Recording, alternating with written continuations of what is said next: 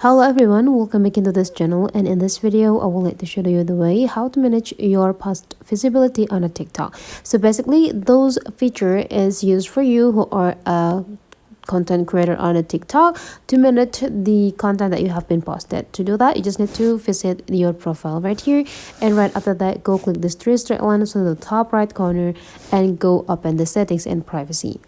Whenever you open it, you just need to scrolling down until you find the content and display. Whenever you're here, you just go open this activity center.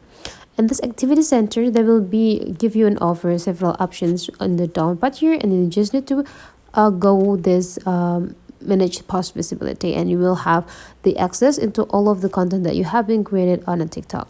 And right after that, you just need to decide which contents that you want to adjust. So let's say here I have content for this all, and I will like to manage some of them. So I will like to change here from everyone into a private video. So you just need to go click the circles and go click next. And right after that, you just need to go click only me if you want to make those content private. But then if you want to make those content only can be viewed by your friends, go click this friends. So after you're done choosing one of them, go click update, and this content will be moved into these sections.